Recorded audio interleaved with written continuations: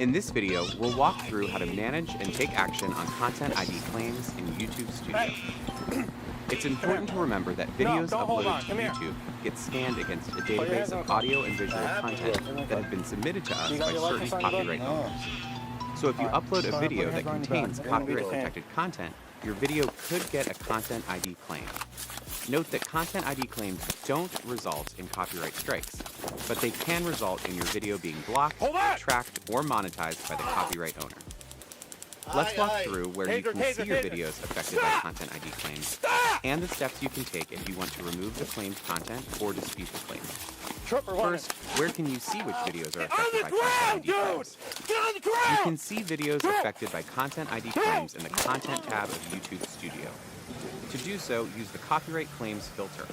Hovering over the restrictions column will give you info on what happened, and you can click into it to see more details. You can also go to a specific video's details page, then the Copyright tab, to see if the video has a Content ID claim.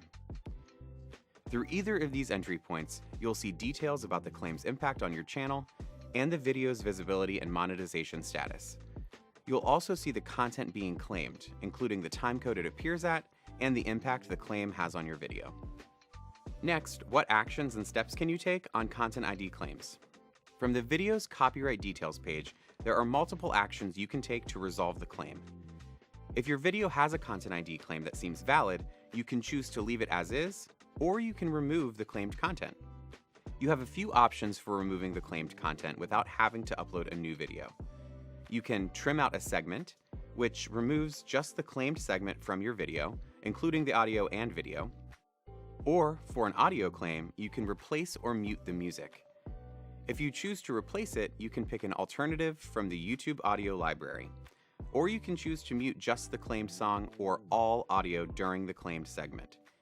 If done successfully, any of these edits will automatically release the associated claim, and you'll be able to keep your original video URL and views intact. If you believe your video has a Content ID claim that is invalid, you can dispute it. So now, let's take a quick look at how the dispute process works. As always, disputes shouldn't be taken lightly and are only for cases where you have all the necessary rights to the content in your video. Once you're sure you want to dispute, you'll be led through a flow with 4 steps: eligibility, reason, requirements, and rationale. These steps help check to ensure you have a valid reason to dispute, such as you being the original owner or having the proper license, or that your use of the claimed content falls under a copyright exception like fair use. Once you dispute a Content ID claim, the claimant will be notified and they'll have 30 days to respond. They can choose to release the claim, uphold the claim, or do nothing and let the claim expire. If you're monetizing the video that received a Content ID claim and dispute the claim within 5 days, we'll typically hold the revenue that the video is making and pay out the appropriate party once the dispute is resolved. If your dispute is rejected and you feel the Content ID claim was mistakenly upheld by the copyright owner, your next step would be to appeal their decision.